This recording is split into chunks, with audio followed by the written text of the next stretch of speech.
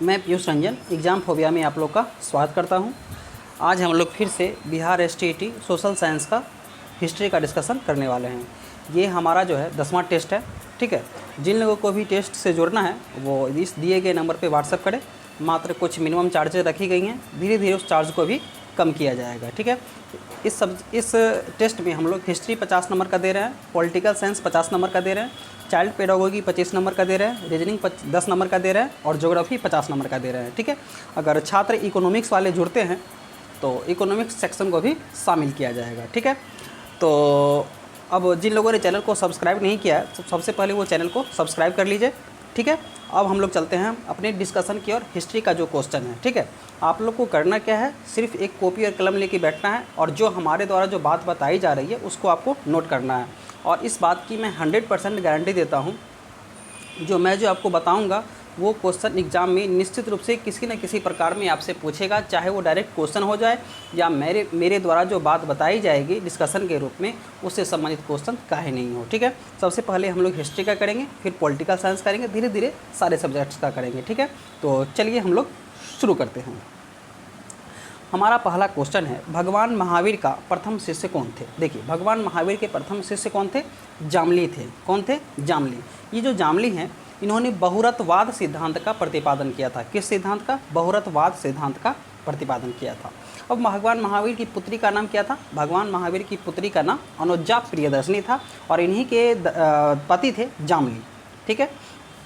भगवान महावीर से रिलेटेड कुछ बातों को और जान लेते हैं। भगवान महावीर के पिता का क्या नाम था? सिद्धार्थ था, ठीक है। और ये जो सिद्धार्थ थे किस कुल के थे? तो ज्ञात्रिक कुल के थे, ठीक है। इनकी पत्नी का नाम क्या था? तो इनकी पत्नी का नाम महावीर की पत्नी का नाम था यशोदा, ठीक है। महावीर की पत्नी का नाम क्या था? यशोदा, ठीक है। और इनकी माता का नाम क्या था? त्रिशला। महावीर की माता का क्या नाम था? त्रिशला था, ठीक है। महावीर का जन्म कहाँ हुआ था, कब हुआ था? महावीर का जन्म 599 ईसा पूर्व में वैशाली के निकट कुंडग्राम नामक गांव में हुआ था, ठीक है। इनकी मृत्यु कब हुई थी? तो 527 ईसा पूर्व में 72 वर्ष की आयु में राजगिरी में हुई थी, ठीक है। अब महावीर के ज्ञान से संबंधित कुछ बातों को जान लेते हैं। महावीर को ज्ञान की प्राप्ति 12 वर्ष के बाद हुई थी, ठीक है। और ऋजुपालिका नदी के तट, किस नदी के तट? ऋजुपालिका नदी के तट। और किस वृक्ष के नीचे? साल वृक्ष के नीचे। ज्ञान प्राप्ति के बाद महात्मा बुद्ध को केवल्य कहा गया। केवल्य का मतलब होता है पूर्ण ज्ञान प्राप्त करने वाले को केवल्य कहा जाता है, ठीक है। उसके बाद इनको अहर्त कहा गया। अहर्त का मतलब होता है योग्य, ठीक है। फिर इसके बाद इनको जीन कहा गया। जीन का मतलब क्या होता है? विजेता। जीन का मतलब क्या होता है? विजेता, ठीक है। और इनको निर्गर्थ भी कहा गया। निर्गर्थ का मतलब क्या होता है? बंधन रहित। निर्गत का मतलब क्या होता है? बंधन रहित। महावीर ने आपको पंच महाव्रत की भी शिक्षा दी। तो पंच महाव्रत में कौन कौन से आते थे? अहिंसा आता था, सत्य आता था, औस्तेय आता था, अपरिग्रह आता था और ब्रह्मचर्य आता था। ब्रह्मचर्य सिद्धांत को महावीर ने जोड़ा था और ये जो 4 सिद्धांत हैं, अहिंसा, सत्य, औस्तेय और अपरिग्रह, इस 4 सिद्धांत को आपको प्रशवनाथ ने दिया था, ठीक है। और सिर्फ ब्रह्मचर्य को दिया था। तो महावीर ने पंच महाव्रत की शिक्षा दी, ठीक है। महावीर के एक शिष्य थे मखली गोसाल, जिन्होंने आजीवक संप्रदाय की स्थापना की और इनके मत को, मखली गोसाल के मत को नियतिवाद मत के नाम से भी जाना जाता है, ठीक है। महावीर या जैन धर्म से कुछ जुड़े हुए मत हैं, इनके बारे में भी हम लोग जान लेते हैं। जैसे कि इनसे जुड़े हुए मत हैं अनेकांतवाद। कौन सा है? अनेकांतवाद। या एक और है स्यादवाद। स्यादवाद को सप्तभंगी के नाम से भी जानते हैं, ठीक है। सप्तभंगी के नाम से भी जानते हैं, ठीक है। जैन धर्म ने मोक्ष के लिए 3 साधन बताए हैं। कौन कौन सा है?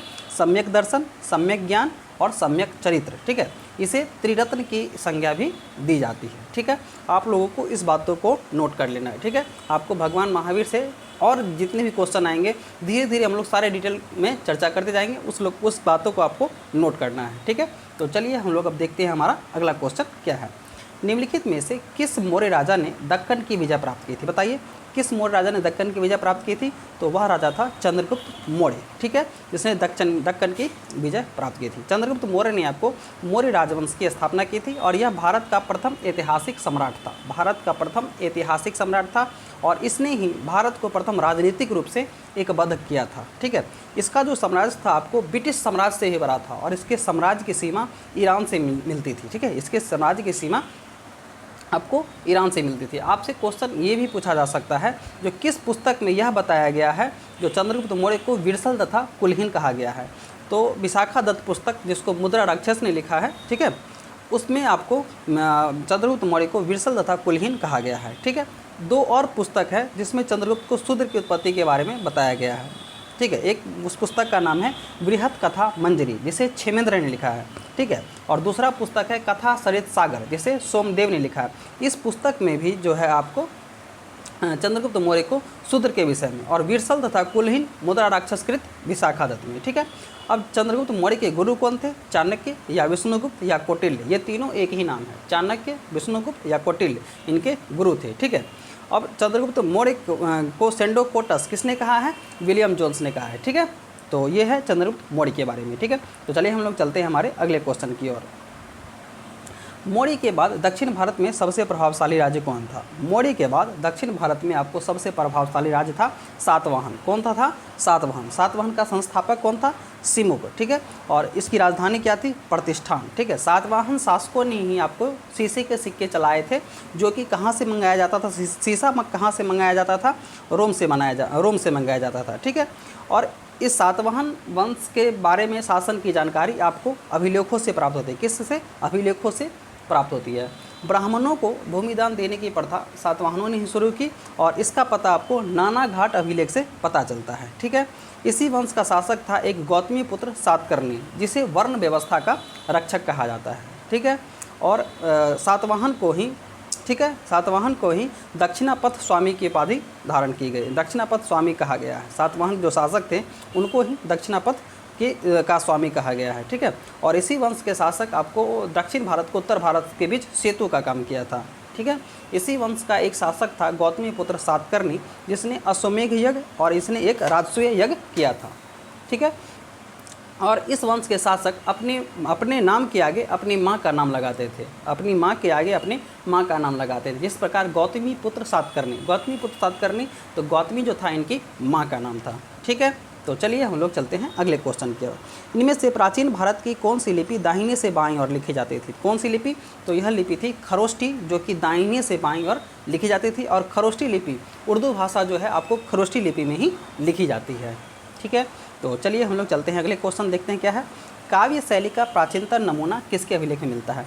तो काव्य शैली का प्राचीनतम नमूना रुद्रादमन के अभिलेख में मिलता है। ठीक है, और यह जो अभिलेख है आपको संस्कृत भाषा में लिखा गया है। किस भाषा में लिखा गया है? संस्कृत भाषा में लिखा गया है। और किस लिपि का प्रयोग किया गया है? इसमें ब्राह्मी लिपि में लिखा गया है। इस अभिलेख में आपको अशोक और स्कंदगुप्त के बारे में भी लेख खुदा गया है। ठीक है, इस अभिलेख में आपको अशोक और स्कंदगुप्त के बारे में भी लिखा गया। किस अभिलेख में? तो रुद्रादमन के जो जूनागढ़ अभिलेख में। ठीक है, तो चलिए अब लोग चलते हैं अगले क्वेश्चन की ओर।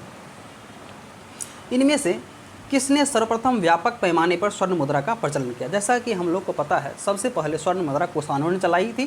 तो इसमें पूछा जा रहा है किस कुषाण शासक ने स्वर्ण मुद्रा का प्रचलन किया था? वह कुषाण शासक कौन था?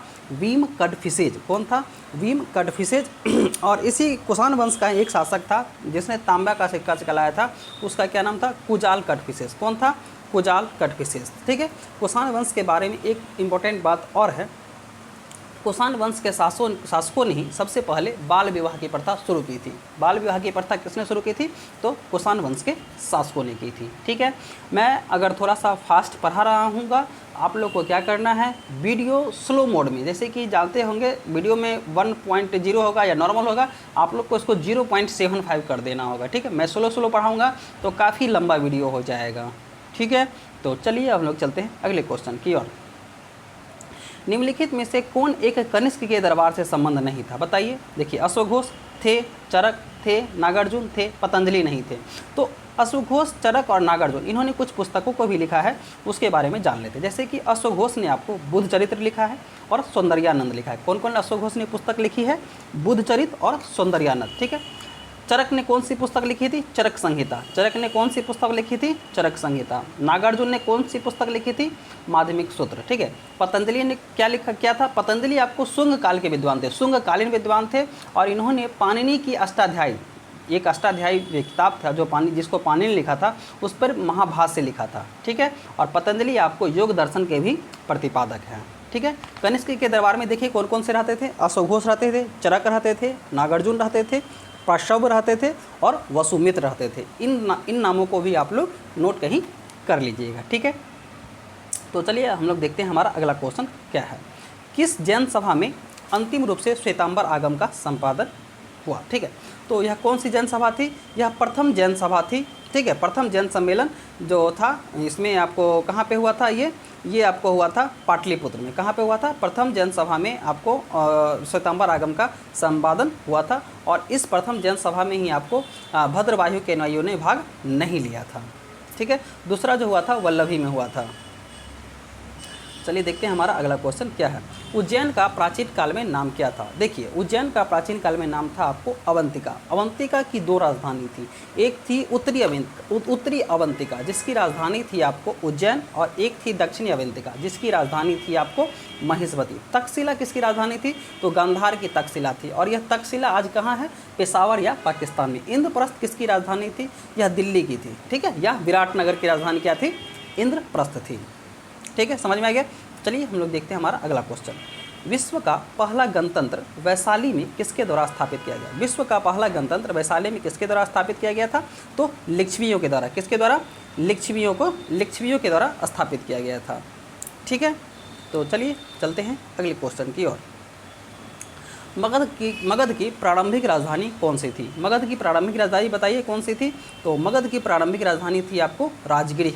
कौन सी थी, राजगिरी। और मगध वंश प्रशासन करने वाला पहला राजवंश कौन था, बृहदर्थ वंश। कौन सा था, बृहदर्थ वंश, ठीक है।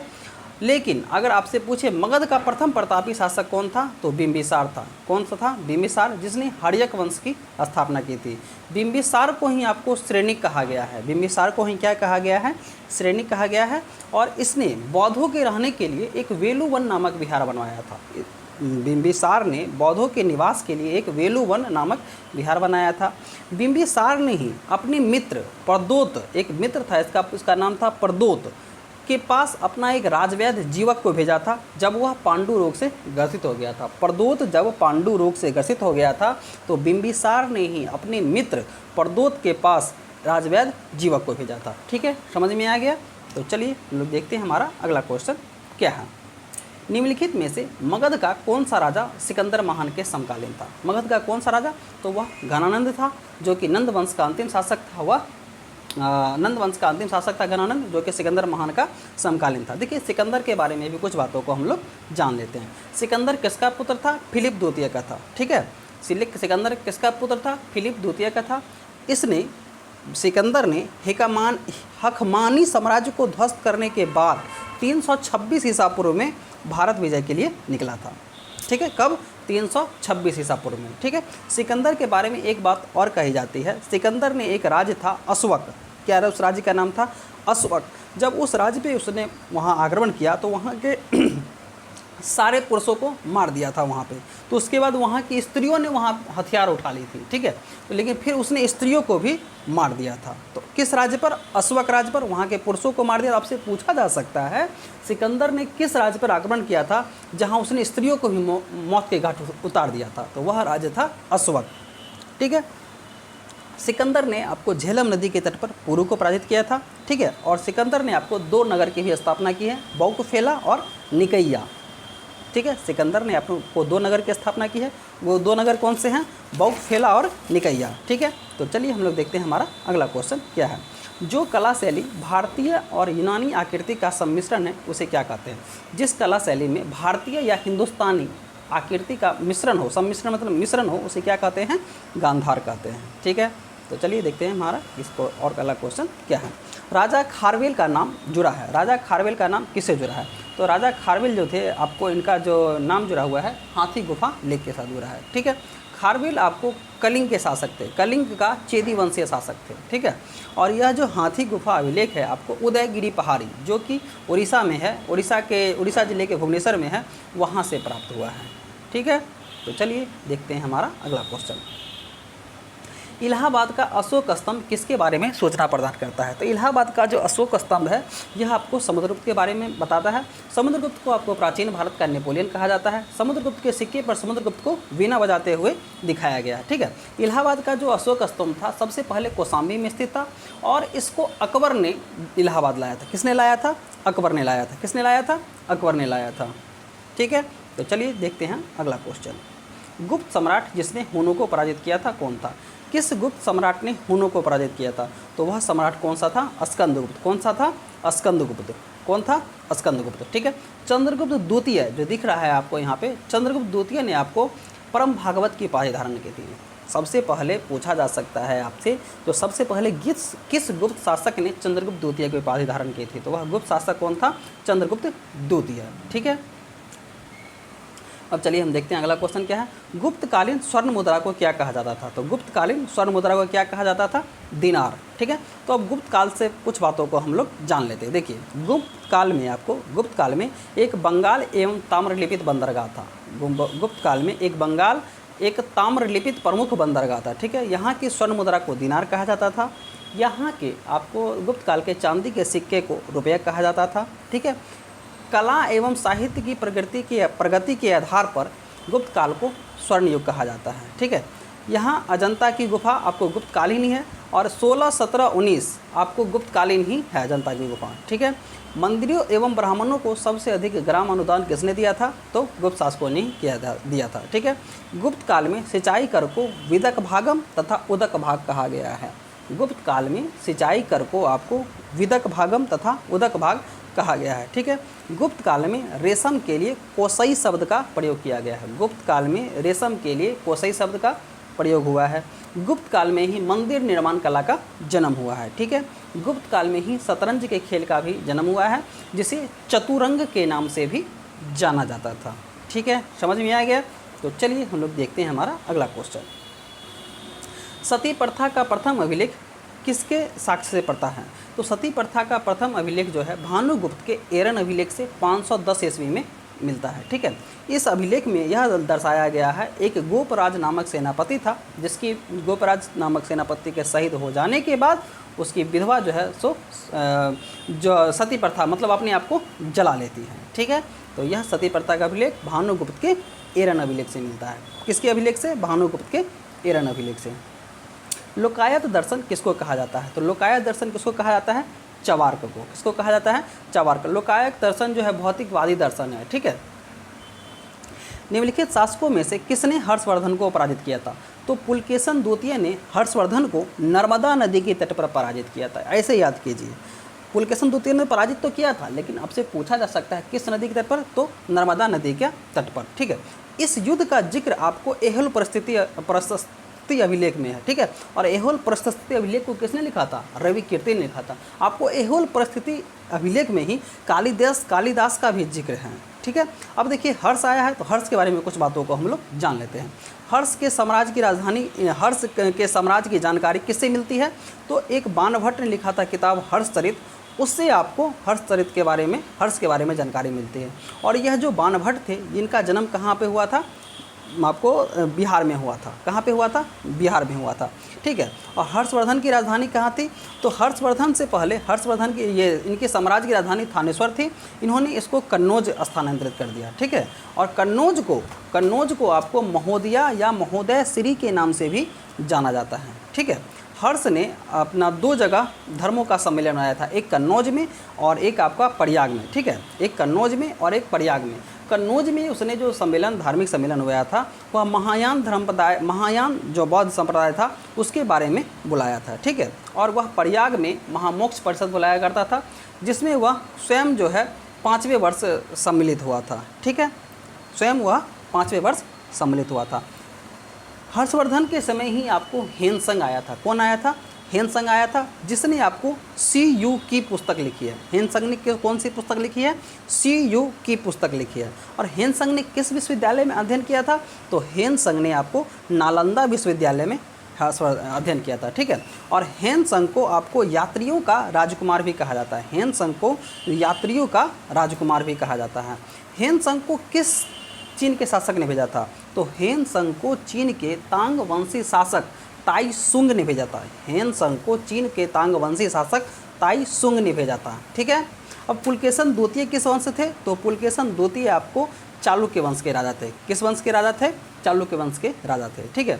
ये जो पुलकेशन द्वितीय, इत सिंह, ये सब जो थे चीनी लेखक जो भारत को किस नाम से जानते थे? येन तू नाम से जानते थे। किस नाम से जानते थे? येन तू नाम से जानते थे। ठीक है। तो चलिए हम लोग देखते हैं हमारा अगला क्वेश्चन। हेन संग की भारत यात्रा के समय सूती कपड़ों के उत्पादन के लिए सबसे प्रसिद्ध नगर कौन था? तो सबसे प्रसिद्ध नगर था आपको सूती कपड़ों के लिए मथुरा था। कौन सा था? मथुरा। और वाराणसी किसके लिए था? तो वाराणसी था आपको रेशमी उद्योग के लिए। किसके लिए? रेशमी उद्योग के लिए। निम्नलिखित में से कौन सा 4 धाम में सम्मिलित नहीं है? देखिए, पुरी है, द्वारिका है, मानसरोवर नहीं है। पुरी है, द्वारिका है, रामेश्वरम है। पुरी है, द्वारिका है, रामेश्वरम है, और एक है 4 धाम में बद्रीनाथ। कौन सा है? बद्रीनाथ। मानसरोवर आपको नहीं है। चलिए देखें अगला क्वेश्चन क्या है। एलोरा गुफाओं का निर्माण किसने करवाया था? तो एलोरा गुफाओं का निर्माण राष्ट्रकूट शासक कृष्ण प्रथम ने कराया था। राष्ट्रकूट शासक कृष्ण प्रथम ने करा था।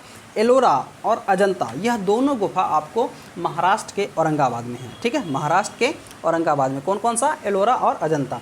एलोरा में टोटल आपको 34 गुफा है। इस गुफा में आपको बौद्धों का, हिंदुओं का और जैनों का, तीनों की प्रतिमा मिल जाएगी।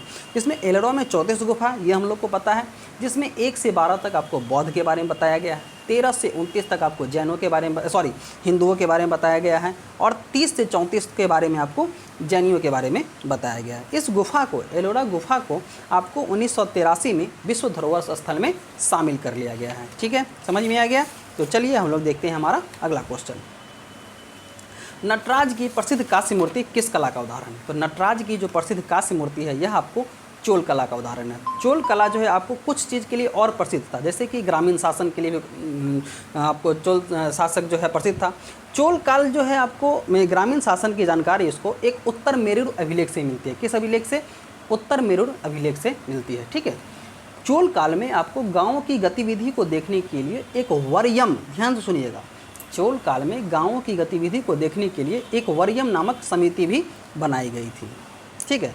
इसी वंश का एक शासक था राजेंद्र प्रथम, जिसने प्रकेसरी की उपाधि धारण की थी। उसने श्रीलंका को जीत लिया था और पाल शासक महिपाल को भी पराजित किया था। और इसने, किसने? राजेंद्र प्रथम ने ही आपको गंगई कोंड की उपाधि धारण की और गंगई कोड चोलपुरम को राजधानी बनाया था। ठीक है, समझ में आ गया? तो चलिए, नटराज किसकी मूर्ति थी? शिव की नृत्य करती हुई मूर्ति थी। किसकी थी? नटराज किसकी मूर्ति थी? शिव की थी, नृत्य करती हुई मूर्ति थी। और किस टाइप पे था? तो कांस्य का मूर्ति था। कांस्य मतलब क्या? तांबा। तोलकाप्पियम ग्रंथ संबंधित है किससे? व्याकरण से है। और इस पुस्तक को किसने लिखा है? इस ग्रंथ को, तो इसको ग्रंथ को लिखा है तोलकाप्पियार ने। किसने लिखा है? तोलकाप्पियार ने। चलिए देखते हैं अगला क्वेश्चन क्या है। संगम युग में उड़ेयूर किसके लिए विख्यात था? तो संगम युग में उड़ेयूर जो आपको था, ये कपास व्यापार के लिए महत्वपूर्ण केंद्र था। ठीक है। यह जो उड़ेयूर है आपको कावेरी नदी के तट पर था। किस नदी के तट पर था? कावेरी नदी के तट पर था। ठीक है। संगम युग में आपको 3 वंशों की जानकारी मिल जाएगी। वे 3 वंश कौन कौन से हैं? चोल, चेर और पांड्य। ठीक है। हालांकि आपको पांड्य वंश ने ही 3 संगम आयोजित किया था। पहला किया था मदुरई में, जिसकी अध्यक्षता जो थी अगस्त ऋषि ने किया था। दूसरा हुआ था कपाटपुरम में, जिसकी भी अध्यक्षता अगस्त ऋषि ने किया था। तीसरा हुआ था आपको मदुरई में, जिसकी अध्यक्षता नक्करीर ने किया था। किसने किया था? नक्करीर ने किया था। ठीक है। तमिल साहित्य, इसी क्रम में आपको संगम युग में ही तमिल साहित्य का जनक महर्षि अगस्त को कहा गया था। संगम युग में ही तमिल साहित्य का जनक किसको कहा गया है? महर्षि अगस्त को। ठीक है। एक किताब लिखी गई थी संगम युग में ही, तिरुकुरल। ध्यान से सुनिएगा, तिरुकुरल, जो कि तमिल भाषा में लिखी गई थी। यह काव्य रचना है, मतलब काव्य के स्रोत में। ठीक है। और इसके रचयिता कौन थे? तिरुवल्लुवर। कौन थे? तिरुवल्लुवर। ठीक है। संगम युग में ही एक कुरल लिखी गई थी, कुरल कविता, कुरल किताब, जिसको तमिल साहित्य का बाइबल कहा जाता है। और इसकी रचना किसने की थी? आपको तिरुवल्लुवर ने की थी। समझ में आ गया? मैंने सारी बातों को बताया है, आपको सारी बातों को नोट करना है। ठीक है। तो चलिए हम लोग देखते हैं हमारा अगला क्वेश्चन। निम्नलिखित में से कौन सा नाटक कालिदास ने नहीं लिखा था? मालविका अग्निमित्रम लिखा है, अभिज्ञान शाकुंतलम लिखा है, कुमार संभव लिखा है, जानकी हरनाम नहीं लिखा है। समझ में आ गया। चलिए देखते हैं अगला क्वेश्चन। कल्हन द्वारा रचित राज तरंगिणी निम्नलिखित में से किसे संबंधित है? तो कल्हन ने जो राज तरंगिणी पुस्तक लिखी थी, इस पुस्तक में कश्मीर के इतिहास के बारे में बताया गया है। ठीक है, उस समय कश्मीर का शासक था जैनुल आबादीन, जिसे कश्मीर का अकबर के बारे में भी कश्मीर का अकबर भी कहा जाता है। ठीक है, उसके बारे में इस पुस्तक में चर्चा है। उदंतपुरी शिक्षा किस राज्य में अवस्थित था? तो उदंतपुरी शिक्षा केंद्र जो था बिहार में था। उदंतपुरी को उदनापुर के नाम से भी जाना जाता था। और इस उदंतपुरी शिक्षा केंद्र को आपको किसने स्थापित किया था बताइए? उदंतपुरी शिक्षा केंद्र को गोपाल ने स्थापित किया था। और गोपाल ही पाल वंश का एक ऐसा शासक था जिसको निर्वाचन के द्वारा मतलब जनता चुनी थी। कुछ विश्वविद्यालय के बारे में और बता देता हूँ, जैसे कि विक्रमशिला विश्वविद्यालय की स्थापना किसने की थी? तो धर्मपाल ने। ठीक है, नालंदा विश्वविद्यालय की स्थापना किसने की थी? तो कुमारगुप्त ने। समझ में आ गया। तो चलिए देखते हैं हमारा अगला क्वेश्चन। मोहम्मद बिन कासिम कौन था? तो मोहम्मद बिन कासिम अरबी था। इसने 712 ईस्वी में सिंध पर आक्रमण किया था। और सिंध पर जो उस समय आक्रमण किया था, उस समय दाहिर आक्रमण किया था। तो कासिम और सिंध के बीच में चर्चा एक फारसी ग्रंथ है चचनामा, उसमें आपको लिखा गया है। ठीक है, समझ में आ गया। चलिए देखते हैं हमारा अगला क्वेश्चन। भारत में मोहम्मद गौरी ने किसको प्रथम एत्ता प्रदान किया था बताइए? भारत में मोहम्मद गौरी ने सबसे प्रथम किसको एत्ता प्रदान किया था? तो कुतुबुद्दीन ऐबक को। ठीक है, कुतुबुद्दीन ऐबक को प्रथम एत्ता प्रदान किया था। मोहम्मद गौरी के बारे में हम लोग कुछ बातों को जान लेते हैं। मोहम्मद गौरी को भारत में प्रथम पराजय भीम द्वितीय ने दिया था। भीम द्वितीय ने किया था कहाँ पे? माउंट आबू के निकट विमल पर्वत पे। ठीक है, मोहम्मद गौरी का प्रथम युद्ध जो हुआ, भीम द्वितीय से तो पराजित हो गई थी भारत में, और इसने तराइन के प्रथम युद्ध जो कि 1191 में भी हुआ था, उसमें भी पृथ्वीराज चौहान से पराजित हो गया था। ठीक है, तराइन के द्वितीय युद्ध में हालांकि मोहम्मद गौरी जीत गया। फिर उसने चंदावर का युद्ध लड़ा जो कि जयसिंह से था। ठीक है, 1104, उसमें भी इसकी विजय हो गई। ठीक है, मोहम्मद गौरी के सिक्कों पर ही लक्ष्मी की आकृति बनी रहती थी। तो ये थी मोहम्मद गौरी के बारे में इंपॉर्टेंट बातें। और मोहम्मद गौरी का ही एक सेनापति था बख्तियार खिलजी, जिसने 1194 ईस्वी के आसपास आपको ये नालंदा विश्वविद्यालय को तहस नहस कर दिया था। ठीक है, दिल्ली का प्रथम मुस्लिम शासक कौन था? देखिए, दिल्ली का प्रथम मुस्लिम शासक, हालांकि दिल्ली में प्रथम शासक कौन था? कुतुबुद्दीन ऐबक। लेकिन जब आपसे मुस्लिम शासक पूछे तो अब हो जाएगा हमारा इल्तुतमिश। तो क्यों था? क्योंकि इसने खलीफा से सुल्तान की उपाधि धारण की थी और इसको खलीफा ने सुल्तान ए आजम की उपाधि प्रदान की थी। ठीक है, तो इल्तुतमिश के बारे में कुछ बातों को और जान लेते हैं। सबसे पहली बात इसके बारे में ये है, इसने इत्ता प्रथा का गठन किया। ठीक है, तुर्कान ए चहलगानी का गठन किया। और तुर्कान ए चहलगानी का विनाश किसने किया था? तो बलबन ने किया था। ठीक है, और इसने इल्तुतमिश ने ही सुल्तान के पद को वंशानुगत बना दिया था। ठीक है, और इल्तुतमिश ने अपने नाम के सिक्के चलाए थे। ठीक है, इसने शुद्ध अरबी सिक्के भी जारी किए, जैसे कि तांबा का जीतल और चांदी का टांका। और इसने ही सर्वप्रथम दिल्ली के अमीरों का दमन किया था। तो ये था आपको इल्तुतमिश के बारे में कुछ छोटी छोटी लेकिन मोटी बातें। चलिए चलते हैं, हम लोग देखते हैं हमारा अगला क्वेश्चन। अलाउद्दीन खिलजी के आक्रमण के समय देवगिरी का शासक कौन था? तो अलाउद्दीन खिलजी के आक्रमण के समय दिल्ली का शासक था आपको रामचंद्र देव। और इस अलाउद्दीन खिलजी जब आक्रमण किया, देवगिरी को जीत लिया, तो इसने रामचंद्र देव को के प्रति सहानुभूतिपूर्ण रवैया अपनाया। और रामचंद्र देव को इसने राय रायन की उपाधि दी। क्या चीज़ की उपाधि दी? राय रायन की उपाधि दी। अलाउद्दीन खिलजी ने भूमि के नाप के आधार पर कर प्रणाली को अपनाया। ठीक है, इन्होंने सैनिकों को हुलिया दिया। ठीक है, और इसने आपको दीवाने मुस्तकराज की व्यवस्था शुरू की। ठीक है, दीवाने मुस्तकराज की व्यवस्था शुरू की थी। तो ये था आपको अलाउद्दीन खिलजी के बारे में कुछ बातें। चलिए देखते हैं हमारा अगला क्वेश्चन। दीवाने कोही की स्थापना किसने की थी? दीवाने कोही आपको कृषि विभाग से संबंधित था और इसकी स्थापना आपको मोहम्मद बिन तुगलक ने की थी। किसने की थी? मोहम्मद बिन तुगलक ने की थी। समझ में आ गया। चलिए देखते हैं हमारा अगला क्वेश्चन। दिल्ली सल्तनत का कौन सा शासक गुलरुखी उपनाम से कविताओं की रचना किया करता था?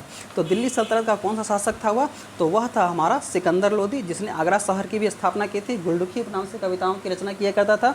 और सिकंदर लोदी के बचपन का नाम क्या था? निजाम खां। सिकंदर लोदी के बचपन का नाम क्या था? निजाम खां। ठीक है, चलिए देखते हैं हमारा अगला क्वेश्चन। विजयनगर का प्रसिद्ध हजारा मंदिर किसके शासनकाल में निर्मित हुआ था? तो विजयनगर का हजारा मंदिर नहीं, इसने अट्ठल स्वामी का भी मंदिर, ठीक है ना, इसने आपको आंध्र भोज, अभिनव भोज, आंध्र पितामह, ये सब भी उपाधि धारण की थी। तो यह कौन सा शासक था विजयनगर का? तो वह था कृष्णदेव राय। ठीक है, कृष्णदेव राय। ठीक है, इसके समय आपको पुर्तगाली यात्री डोमिंगो पायस और बारबोसा भी आया था। ठीक है, तो चलिए, यह कुछ इसने कुछ किताबों की भी रचना की है कृष्णदेव राय ने, जामवती कल्याणम और अमुक्त माल्यादम, इसने इस किताबों की भी रचना की है। ठीक है, चलिए देखते हैं अगला क्वेश्चन। संतलत काल के सिक्के टंका, ससगनी एवं जीतल किन धातुओं के बने होते थे? तो टंका, ससगनी एवं जीतल, यह जो धातु बना हुआ था यह आपको चांदी और तांबा का बना हुआ था। किसका बना हुआ था? चांदी और तांबा का बना हुआ था। ठीक है, और इसमें टंका एवं जीतल का जो अनुपात था 1:48 था। मतलब टंका अगर 1 होता था तो जीतल कितना होता था? 48 होता था। ठीक है, चलिए देखते हैं अगला क्वेश्चन। चित्तौड़ का कीर्ति स्तंभ किसके निर्मित हुआ था, किसके शासनकाल में? तो किसके शासनकाल में? तो यह राणा कुंभा के शासनकाल में हुआ था, जब उसने महमूद खिलजी को मेवाड़ का शासक था यह, और महमूद खिलजी को पराजित कर दिया था, तब इसने बनाया था। तो कीर्ति स्तंभ का निर्माण किसने किया था? जैता ने किया था। उसका डिजाइन किसने बनाया था? तो एक अत्रि और महेश ने इसका डिजाइन ने बनाया था। तो राणा कुंभा सिर्फ क्षत्रिय ही नहीं था, वह एक आपको कवि भी था और एक मतलब कहानी भी लिखता था। तो इसने संगीत पर आपको एक पुस्तक भी लिखी है, संगीत मीमांसा। ठीक है, संगीत मीमांसा पुस्तक को किसने लिखा है? तो राणा कुंभा ने लिखा है। निम्न में से किसे हिंदी खड़ी बोली का जनक माना जाता है? तो अमीर खुसरो को हिंदी खड़ी बोली का जनक माना जाता है। अमीर खुसरो का मूल नाम क्या था? तो अबुल हसन था। इसका जन्म कब हुआ था? तो 1253 में। कहाँ पे? तो कासगंज में। कासगंज है कहाँ पे? उत्तर प्रदेश में। इसको तूतीय हिंद कहा जाता है, इसको तूतीय हिंद कहा जाता है। इसने दिल्ली के 7 सुल्तानों का शासनकाल किया था, 7 सुल्तानों का शासनकाल देखा था। ठीक है, इसने अपनी जो कविता लिखी थी उस कविता में आपको भारतीय पर्यावरण का भी चित्रण किया है। ठीक है, यह आपको अमीर खुसरो कवि भी था, इतिहासकार भी था और संगीतकार भी था। ठीक है, कवि भी था, इतिहासकार भी था और संगीतकार भी था। इसने सबक हिंदी के नाम से भी लेखन शुरू किया था, सबक हिंदी के नाम से। इसने अपने आप को भारतीय कहने को कहा, इसने अपने आप को भारतीय माना।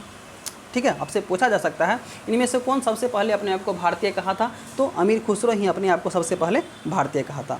निम्नलिखित में से किस प्रथा की शुरुआत राजपूतों के समय में हुई? तो जौहर प्रथा की शुरुआत राजपूतों के समय में हुई। और जौहर प्रथा में क्या होती थी? मतलब स्त्रियां जो है जब वह विधवा हो जाती थी, जब उनके पति मर जाते थे तो वह जिंदा आग में कूद पड़ती थी। बाल विवाह की प्रथा किसके समय शुरू हुई? तो कुषाणों के समय शुरू हुई। ठीक है, जौनपुर नगर किसकी याद में स्थापित किया गया था? तो जौनपुर नगर मोहम्मद बिन तुगलक के याद में स्थापित किया था। किसने? फिरोज शाह तुगलक ने। ठीक है, हालांकि जौनपुर नगर आपको सुल्तान महमूद शाह के समय में स्वतंत्र हो गया था और इसको स्वतंत्र किसने करवाया था? मलिक सरवर ने। किसने स्वतंत्र करवाया था? मलिक सरवर ने स्वतंत्र करवाया था। और मलिक सरवर को महमूद शाह ने मलिक उस सर्क या ख्वाजा ए जहाँ की उपाधि दी थी। मलिक सरवर को सुल्तान महमूद शाह जो कि तुगलक वंश का था, उसने मलिक सरवर को मलिक उस सर्क की उपाधि महमूद जहाँ या मलिक उस सर्क की उपाधि दी। ठीक है, या मलिक उस सर्क को या मलिक सरवर को आपको ख्वाजा ए जहाँ के नाम से भी जाना जाता है। बीजा के रचयिता कौन है? तो बीजा के रचयिता कौन है बताइए? तो बीजा के रचयिता हैं आपको कबीर। निम्नलिखित में से किस स्थान से मानव कंकाल के साथ कुत्ते के कंकाल के भी प्राप्त हुआ है? तो वह स्थान कौन सा है हमारा? बुर्जहोम। कौन सा है? बुर्जहोम। चिरांद से आपको हिरण का साक्ष्य प्राप्त होता है और चिरांद जो है यह आपको बिहार में है। भारत में चांदी की उपलब्धता के प्राचीनतम साक्ष्य कहाँ से मिलते हैं? तो हड़प्पा संस्कृति से मिलते हैं। और हड़प्पा संस्कृति को हम लोग सिंधु सभ्यता के नाम से भी जानते हैं। और हड़प्पा संस्कृति और सिंधु सभ्यता अर्ध ऐतिहासिक है, मतलब लेखन कला मिला है लेकिन अभी तक पढ़ा नहीं जा सका है। विशाल स्नानागार किस पुरातत्व स्थल से पाया गया था? तो विशाल स्नानागार आपको मोहनजोदड़ो से पाया। कहाँ से? तो मोहनजोदड़ो से। कलकत्ता शहर को किसने बसाया था? तो कलकत्ता शहर को जॉब चार्नक ने। बम्बई शहर को तो गेराल्ड ओंगियार ने। चंडीगढ़ को तो ली कार्बोजियर ने। ठीक है, चलिए देखते हैं हमारा अगला क्वेश्चन। किस मुगल सम्राट के काल में इंग्लिश ईस्ट इंडिया कंपनी ने भारत में सर्वप्रथम कारखाना स्थापित किया था? तो जहांगीर ने किया था। भारत में ईस्ट इंडिया कंपनी ने सर्वप्रथम अस्थायी जब पूछे तो मसूलीपट्टनम और अस्थायी तौर पर 1613 ईस्वी में सूरत में स्थापित किया था। ठीक है, चलिए देखते हैं अगला क्वेश्चन। बक्सर की लड़ाई के समय बंगाल का नवाब कौन था? और बक्सर की लड़ाई हुई कब थी? तो बक्सर की लड़ाई हुई थी 22 अक्टूबर 1764 को। और उस समय बंगाल का नवाब कौन था? मीर कासिम। उस समय बक्सर की लड़ाई में बंगाल का नवाब मीर कासिम ही नहीं था, उसके साथ 3 और थे। कौन कौन थे? एक था अवध का नवाब सिराजुद्दौला और दिल्ली का मुगल सम्राट शाह आलम द्वितीय, जिसे अली गौहर के नाम से भी जाना जाता है। ठीक है, और उस समय ब्रिटिश सेनापति कौन था? Hector Munro. British Hector Munro. आपसे पूछा जा सकता है भारत में ब्रिटिश साम्राज्य कब वास्तविक रूप से स्थापित हो गया? तो बक्सर की लड़ाई के बाद। बक्सर की लड़ाई में हार हो गई, तो बक्सर की लड़ाई के बाद ब्रिटिश साम्राज्य पूर्णतः स्थापित हो गया। हालांकि पलासी का युद्ध जो कि आपको 1756 में लड़ा गया था, उस समय ब्रिटिश साम्राज्य मतलब हल्की फुल्की आ गई थी, लेकिन बक्सर के युद्ध के बाद पूरी तरीके से वह स्थापित हो गई थी। महारानी लक्ष्मीबाई की समाधि कहाँ स्थित है? तो महारानी लक्ष्मीबाई की समाधि ग्वालियर है। और महारानी लक्ष्मीबाई का जन्म कहाँ हुआ था? तो वाराणसी में हुआ था। महारानी लक्ष्मीबाई 1857 की क्रांति में कहाँ से? झांसी से नेतृत्व कर रहे थे। और इनको किसने मतलब अंग्रेज इनका कौन पीछा कर रहे थे? तो हीरोज पीछा कर रहे थे। ठीक है, हीरोज ने ही महारानी लक्ष्मीबाई के बारे में कहा है जो 1857 की क्रांति में यही मात्र एक मर्द था। फारसी साप्ताहिक मिरातुल अखबार को किसने प्रकाशित किया था? इसमें क्वेश्चन से ही कैंसर निकल गया। मिरातुल अखबार किस भाषा में प्रकाशित हो सकता था? तो फारसी में। तो इसको लिखा किसने है? राजा राम मोहन राय ने। मिरातुल अखबार को बुद्धि दर्पण के नाम से भी जाना जाता है। ठीक है, मिरातुल अखबार को बुद्धि दर्पण के नाम से भी जाना जाता है। ठीक है, तो ये था हमारा टोटल हिस्ट्री का 50 क्वेश्चन। आज तो नहीं, कल आप लोग का पॉलिटिकल साइंस और जो भी सब्जेक्ट बचा हुआ है उन सारे क्वेश्चन का डिस्कशन किया जाएगा। आप लोग से सिर्फ एक रिक्वेस्ट ये है, चैनल को जितना ज़्यादा से ज़्यादा हो सकता है शेयर कीजिए, सब्सक्राइब कीजिए, लाइक कीजिए और कमेंट कीजिए। ठीक है, गुड बाय, टेक केयर।